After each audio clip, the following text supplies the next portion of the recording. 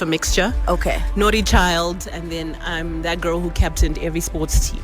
So wow. I always had all the leadership roles, but I was always a naughty child. Nice. What's your favorite sport? Now I would say football, because my son is a football player. Oh, nice. Is it also the part that because maybe you're a mother now? Has that changed? I've always been a mother, though. If you think about it, I've Okay. been a mother since I was 16 years old. Okay. So I've been a mother my whole entire life. I've grown up with my son and the little one now. So I don't know how not to be a mother. Right. Yeah. Communications and business management in varsity. I did a double major. But fashion has always, obviously with the modeling and whatever else I was doing, fashion has always been part of me. My mom is, I say my mom is the original fashionista. She loves shoes, she loves clothes. When I was in varsity, because I was in the SRC and a tutor at the same time, we used to get paid a lot of money. Okay. So I was basically getting two incomes. And unlike everybody else in varsity, I don't drink alcohol. So when Friday night came, everybody wants to go out and party and buy alcohol. I always knew I was on my way to the mall to buy shoes. Wow.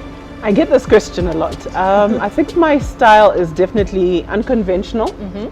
It's classic and it's trendy, because I do keep up with the trends. It is trendy, but I always think that it's very unique because you put your pieces together so differently from other people.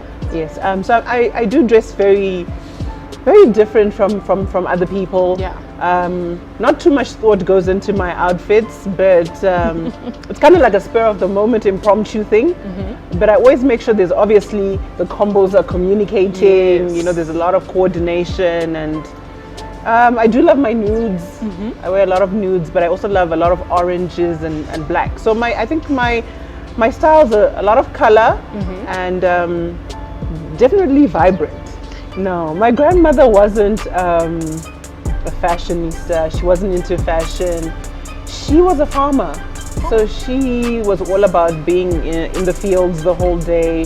Very hardworking. She had 10 kids. So, you know, she was from that era where they believe in being a mother and being a hard worker and everything is about family.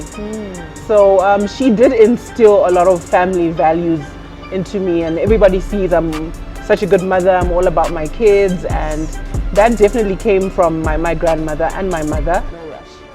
Oh, that's brilliant. Do you believe that in Zimbabwe, in our fashion industry, do you feel like we need more exposure, one? And two, do you feel like we will make it internationally? To be honest, as Zimbabwean women in terms of fashion, we're still very behind. We're still very behind. The exposure is there because we read the magazines, we see the internet pages, we watch the Oscars, we see what all the other celebrities or fashion icons are wearing. But I don't know why we're always seasons and years behind. You know, something that went out of season in Europe 2 years ago, you find us now wearing in Zimbabwe. Now we are failing to keep up with the trends, and I don't think it's an economic thing because whatever's trending in South Africa, we have access to right now. I think as Zimbabwean women, it's important for us to learn that it's okay to have role models. And when you have these role models, you need to aspire to be like these people. So whether she does... It wasn't worth the kind of attention I get now. But I've been able to turn around that whole situation and use it in my favor. So I don't encourage young girls to do controversial things because it's going to propel them into stardom. Because how many people have tried? My brother was a big decision for me, but I always felt like it was the platform I needed, because the media in Zimbabwe was always portraying me in a negative light, or always giving the wrong perception of me. And I felt like this was my opportunity to go on a larger platform to show Africa who I am, who Pokello is, as a mother, as a businesswoman, as a daughter, as an individual. How did you break seeing me on Big Brother or from reading about me in the newspapers? So it's like once they have that perception based on what they've read or seen, they don't really take the time to know the woman behind the images. and what they read. Okay. So obviously that's where the perception of this is a girl who's been made famous Yes. by being on TV, by coming out in the newspaper. So they think I have it easy. But I've worked hard all my life. It wasn't easy for me to get here. It wasn't even easy for me to get onto Big Brother. If people think you just walk into Big Brother and say, I'm here, you audition out of maybe 50,000, 80,000 people, you know. So everything I've done has been blood, sweat and tears. Wow. I always wish I could go back to being a young lady. Like, if I had it my way, I'd go back to being a 20-year-old girl, or even being a 17-year-old girl.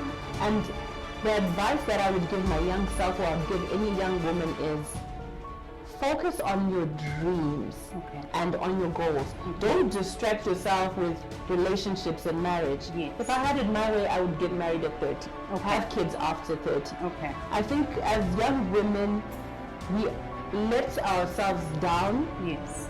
by rushing to have families and be wives. And in the end, that affects us because now you have kids, so you can't focus on that dream of having the business that you wanted because you don't have the time. Okay. If we are able to do the business, go through school, Yes. go through varsity, start a small business, go through the challenges of this business. Once you've established yourself, once you know who you are, once this business can sustain you and whoever else you bring into your life, then you focus on relationships, then you focus on having kids.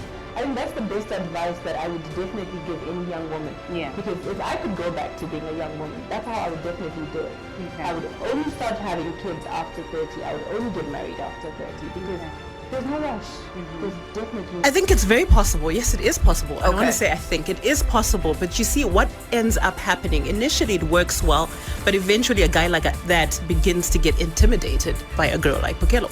Okay. So that's why I tweeted that, and I know what you're getting at. That's why I tweeted that. I feel like people need to stick within their range. Nobody's. You know, I've always been one of those girls when I go into the nail bar and I always have a particular color in mind. And for some reason, they never have that color in the nail bar woods. I said to myself, you know what, I'm just going to come up with a nail polish line that has all the colors that I could ever want. So I created a line and it has 180 colors. Wow. So basically you have maybe 20 shades of pink, 20 shades of red, 20 shades of nudes. Do you guys hear that?